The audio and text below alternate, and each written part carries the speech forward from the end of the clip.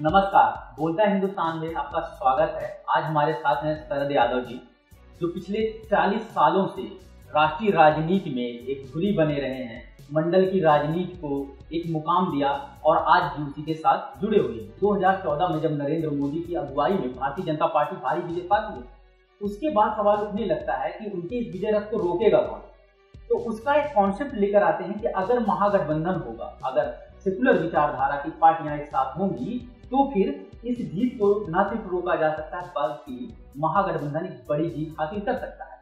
उसी फॉर्मूले को साझा विरासत के रूप में आगे शुरू किया और साझा विरासत अब अलग अलग राज्यों में, अलग अलग जगहों पर, राष्ट्रीय स्तर पर भी महागठबंधन का रूप लेता दिख रहा है। तो पहला सवाल हमारा आपसे है कि जो साझा विरासत आपने शुरू किया दिल्ली में, इंदौर में, अलग अलग जगह पर, महाराष्ट्र में भी, वो प्रोग्राम मंच पर विपक्षी नेताओं को एक साथ इकट्ठा किया, क्या अब वो महागठबंधन का रूप ले रहा है? ऐसा है कि जो महागठबंधन के लिए प्रयास लगातार जारी है और उसका सबसे बड़ा प्रयास तो जो है वो साझा विरासत बचाव वाला कार्यक्रम था। उसके तहत कई दिन चला है। बीच में चुनाव आ गए थे, गुजरात का चुनाव था और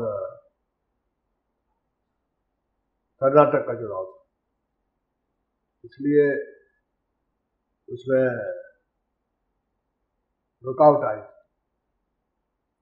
अब जो है वो फिर से उसको शुरू करना है और एक तरह से देश का सेम कंपोजिट कल्चर, यानी साझा का मतलब है कि रीजन, रिलीजन, कास्ट, लैंग्वेज, ये सब चीजें ऐसी हैं कि कई तरह के ज्योग्राफी जो है वो कई तरह की देश भर में टोपोग्राफी है। तो इसमें हमारा संविधान ही साझा बना हुआ है। इसमें एक दूसरे को टारगेट करने के हमारे संविधान में ही सारी परिस्थितियां निहित है। और महागठबंधन जो है वो इसलिए जरूरी है कि पूरे देश भर में जिस तरह से 4 साल काम चला है, तो देश का जो संविधान है उसको बहुत नुकसान पहुंचाया गया है। तो सारे अपोजिशन को एक होकर के, खास करके संविधान और देश को एक लोकतंत्र के राह और रास्ते में चलाना चाहते हैं, तो सबको एक होना पड़ेगा। बिल्कुल। अगर उत्तर प्रदेश और बिहार की बात की जाए, क्योंकि ये दो बड़े राज्य हैं, यहाँ से लोकसभा की लगभग 120 सीटें हैं, इसलिए मायने रखता है। तो इसमें देखा जाए, यूपी में धुर विरोधी मानी जाने वाली समाजवादी पार्टी और बसपा एक साथ है और उसका असर पड़ा है, पूरी राष्ट्रीय राजनीति की डिबेट बदली है। बिहार में ये चीज क्यों नहीं बच सका और उसमें क्या किसी की राजनीतिक स्वार्थ ज्यादा हावी हो गया कि महागठबंधन नहीं बचा? वहां भी बन गया था, अब उसको छोड़ करके जो जेडीयू के तरफ से जो मुख्यमंत्री थे, वो सारे सरकारी लोगों को लेकर के अपना साइड बदल लिए। उन्होंने कहा था कि हम मर जाएंगे लेकिन बीजेपी में नहीं जाएंगे, लेकिन वो तो कूद गए, वहां चले गए। इसलिए वहां उनके जाने से कोई फर्क नहीं पड़ेगा। महागठबंधन और एकता जो है वो जो कुछ कायम रहेगी। आपने नीचे गोल बनते एक नए दल का गठन किया है, लोकतांत्रिक जनता दल, क्योंकि एक लंबे दौर से आप जेडीयू इसलिए किया है कि अभी केस चल रहा है अदालत में, अब उसमें देरी हो रही है। तो पार्टी के पूरे देश भर में कार्यकर्ता है, वो कार्यकर्ता जो है वो घर तो नहीं बैठ सकते, इसलिए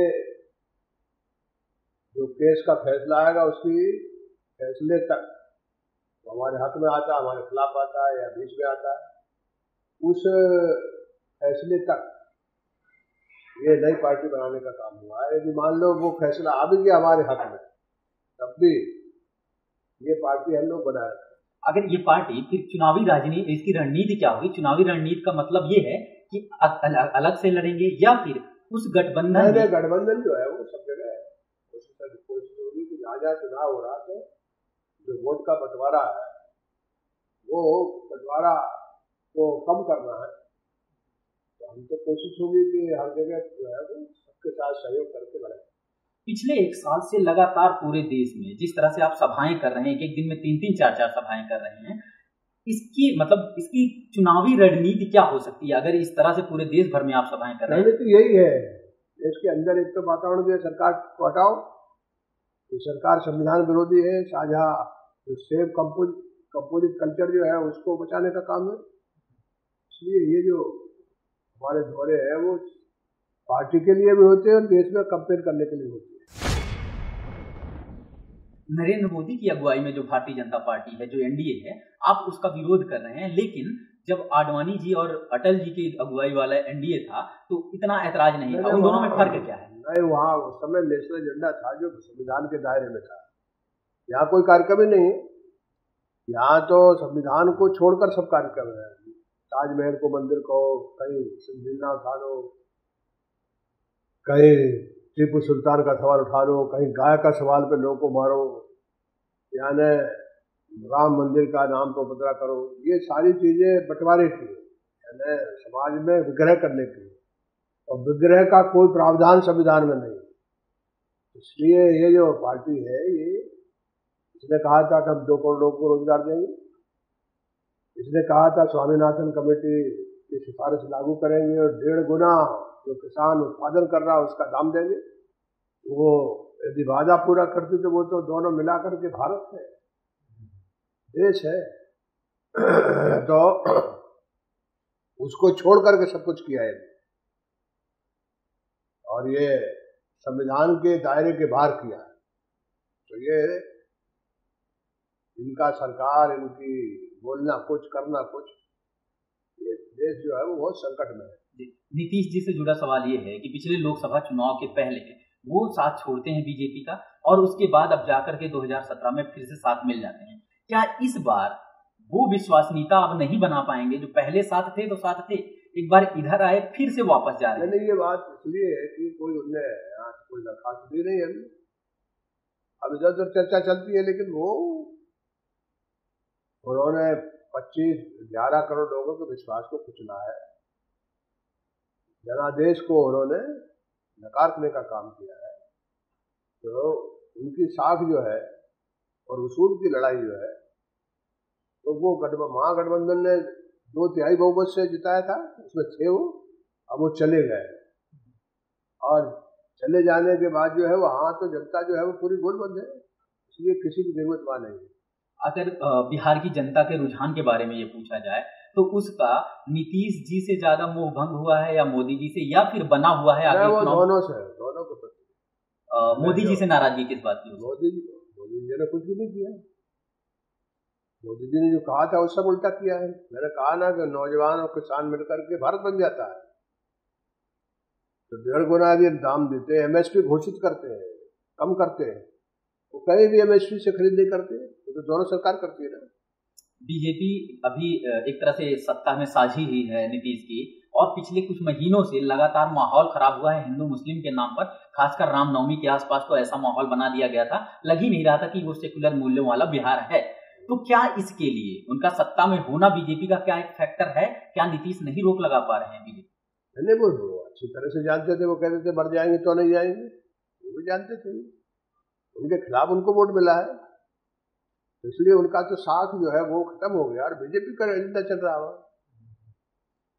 अच्छा, एक चीज, जब महागठबंधन की बात आती है तो कहा जाता है कि महागठबंधन की धुरी कौन बनेंगे, कौन तय करेंगे कि कौन से रोल? कोई जरूरत नहीं है, 3 बार महागठबंधन बना है। मोरारजी भाई प्राइम मिनिस्टर बने, पहले घोषित नहीं हुए थे। 89 में बीपी सिंह जी पहले घोषित नहीं थे, बाद में बने। पहले तो देवीलाल बन गए थे। 96 में देवेगौड़ा जी बने, वो तो बाद में बने। तो इस बार भी जो है हो सकता है कि सब मिलकर के हम लोग पहले कैंडिडेट तय कर लें। यदि नहीं तय होगा तो पहले बीजेपी हराना है। अगर इसमें टूट डालने के लिए बीजेपी इस तरह का माहौल कर दे, जैसे नीतीश को अलग कांग्रेस के साथ जाने के लिए ढील दे दे, और वो चाहे कि आरजेडी के साथ गठबंधन ना बन पाए, नहीं, वो ऐसा कुछ है नहीं है। कांग्रेस क्यों ऐसा करेगी?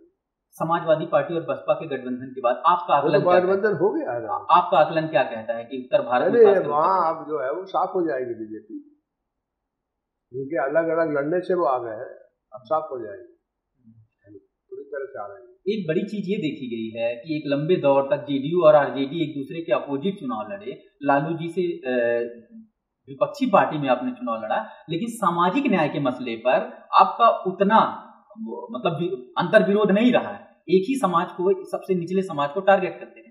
दूसरी तरफ नीतीश जी के साथ होकर भी सामाजिक न्याय पर उनसे संतुष्ट नहीं है। तो दोनों में अगर आप कंपेरेटिव देखा जाए गार्जियन वाले लीडर के तौर पर, तो नीतीश जी और लालू जी में किसका आपका सामाजिक न्याय पे क्लियर कॉन्सेप्ट है? महागठबंधन बन गया था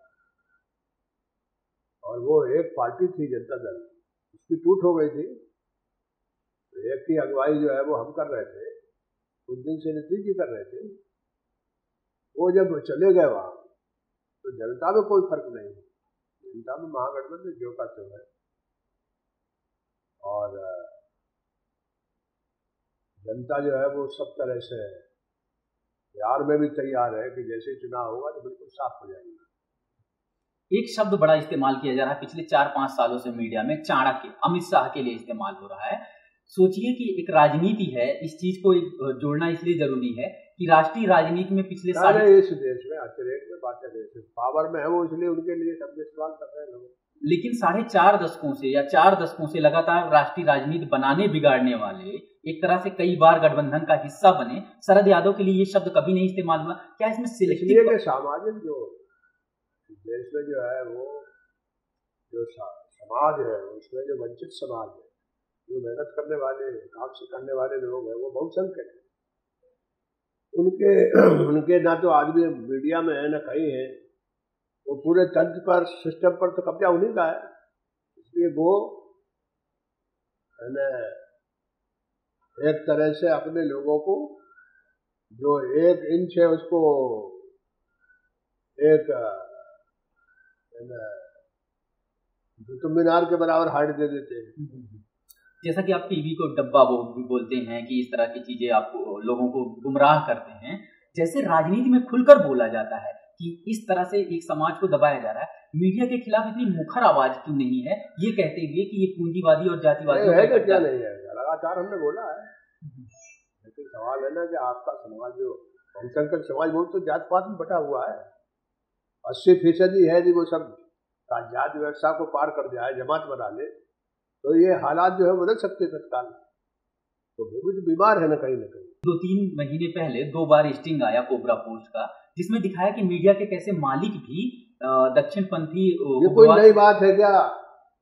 पूरे सिस्टम पे हजारों साल से कुछ मुट्ठी भर लोगों का कब्जा है। तो लड़ाई जो है वो हजारों साल से जारी है, आज भी वो जारी है।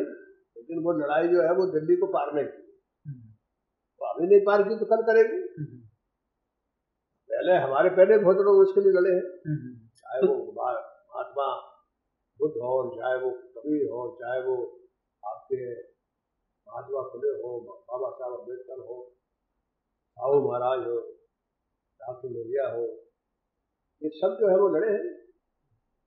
तो लड़ाई तो जारी है, जारी रहेगी। 2019 में आप कैसी तस्वीर देखते हैं देश की, उसमें क्या बहुजनों का हमारा प्रयास है कि 2019 में इनको सरकार, इनके हाथ में सरकार चली जाए।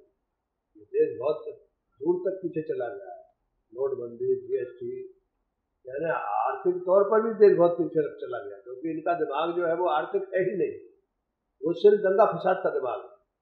इसलिए इनका जाना जरूरी है, संविधान को बचाना है, जो लोकतंत्र है उसमें जो गरीब लोगों को मत बैलेट पेपर मिला है, मतदान मिला है, ये सब यदि बचाना है तो इनको हटाना चाहिए। मायावती जी को PM का चेहरा अगर बना दिया गया तो इसका समर्थन सब लोग बैठ करके जिसको भी चाहे पहले बना सकते, बाद में बना सकते, पहली प्रायोरिटी हटाना है।